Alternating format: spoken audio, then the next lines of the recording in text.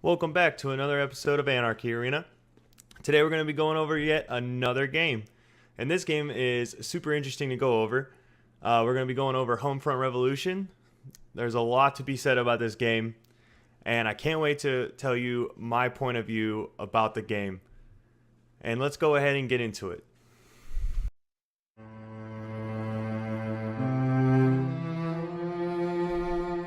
So I started off with the reputation it got really quick, with bad reviews. It's not entirely fair, and I'm going to show you why. So quick glance at the map. This is the map size of the game. It's pretty good size. It had plenty of room to really run around and get a lot of stuff done. There's a lot of stuff to pick up, a lot of crafting. And then we're going to go ahead and dive right into the opening story mission.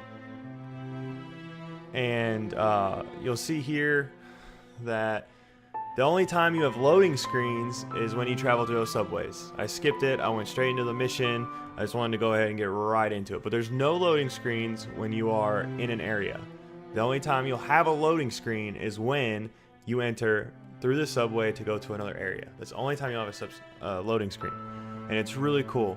So it's super fluid, super, there's not loading screens. You don't have to wait. You can constantly do stuff. And as you'll see here, that girl, she's one of the main characters, and she's telling you to go, and you're trying to ambush the KPA. So what we're going to do is we're going to set up, and we have teams on each side. And she wants me to drop these flaming barrels on top of the KPA convoy that is coming. And she'll say drop, and then it'll drop. So that's really cool. And then we start firing, and we start taking out all of those enemies. And it's just super cool. Like, the story works like that. Like, you are a part of the team, you are a part of the revolution, and that you are the revolution. And it really makes you feel like that. Like, the game is really good about making you feel like you're a part of something, like you are a part of the revolution. And it's really good. I really like that. That was super cool how they immersed you like that. And you'll see later on how when you need them to help, they'll be in the town. Like, they're in the environment with you, and they will help you. And as you capture territories and stuff like that, they will be there and they will help you. And it's super cool. It's super cool to see that, and I thoroughly enjoyed that part of the game. That has to be the bright shining star of this game, is how they did that with you feeling so submerged in an environment in which you felt rewarded, like you could see the revolution happening. And so we'll go into here now, and this is a cool dirt bike scene here. Dirt bikes are all over the map. They're in containers, they're in buildings. For certain missions, you'll have to get one and then run it on these barrels to charge up a generator. It's really cool. I totally flopped that first ramp, and I apologize for that one. But that was kind of funny. And then the second ramp, I nail it. Super cool. I really enjoyed the dirt bikes. They handled well. Wasn't that hard to control. I thought it was good. Can't complain about that too much. A lot of the reviews, which I do have my frame rate up in the video in the top left corner if you can see it. You'll see what a lot of the reviews are saying about the frame rate. It is not optimized well. Yeah, it might not be, but it didn't break the game. I never had an issue playing the game. I never froze. I never crashed. I never did anything like that. So I can't complain entirely about the frame rate as a whole. Here you'll see me doing the hacking. The hacking is super simple. That could have definitely been a lot more complicated. But anyway, you're doing the hacking to unlock the area. And then here you'll see the map. It reminds me of Assassin's Creed in a way. You go to the tower, you jump off, and you unlock that area. That's what it does here. But when that area turns blue, that's where your revolutionaries will move into that area. KPA will no longer be in that blue area, and you will see your revolution taking them out. Pretty cool, right? So here I'm showing you how the weapons work and what the weapons look like.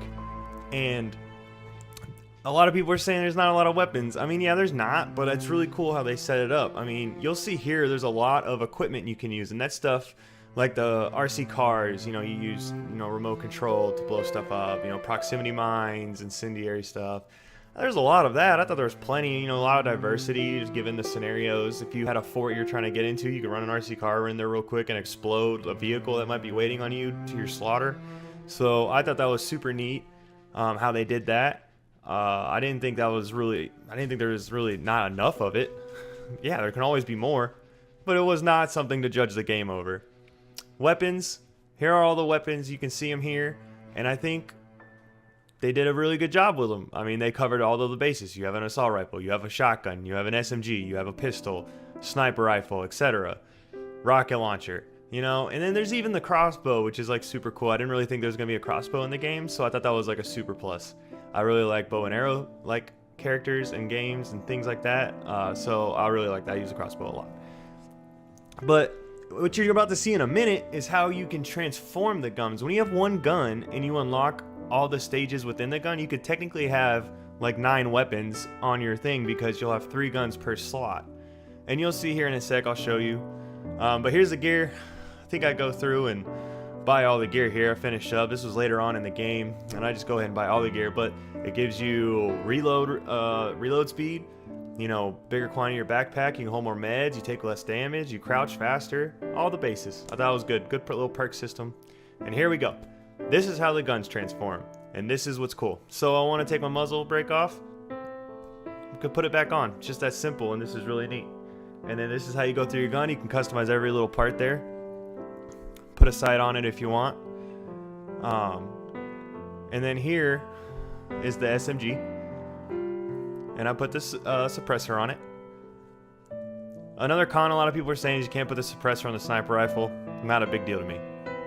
But here's how the guns transform. Here's the crossbow. I'm going to bring it up, and I'm going to change it into the blunderbuss.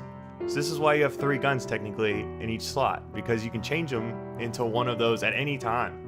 And look how cool that was. It was super smooth, super neat, really original to me. I didn't see anything wrong with it. That was really cool.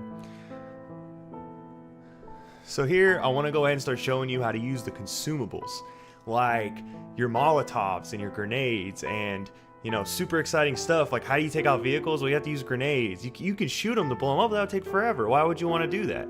So let's get, you know, some grenades made. Oh shoot, I don't have any. But this game allows you to pick up parts off the ground from robots, and now you can craft them on the fly and get ready to throw them and use them. And I just thought that was super neat. It's a nice part of the game. Not really a con at all. I think that's a positive. I think that's super cool. So they did a good job with that. And then here's a vehicle I'm about to take out. And I do flub this, unfortunately. I didn't really get good footage of, you know, like a really good scenario, but typically it takes 2 grenades for an armored vehicle. Here you'll see me throw like 3 and it doesn't die.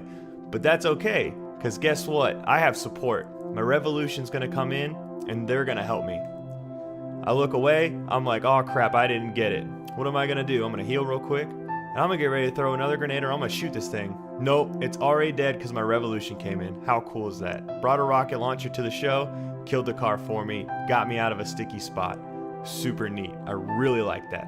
And then here's something else. Say I don't want to go on a mission alone. I can find a revolutionary sitting around the street not doing anything and recruit them. And they will literally follow me wherever I go until their death, or I dismiss them. So great job there. I thought that was super cool. I enjoyed that part of it. And then here's another, you know, consumable. Let's use the RC car.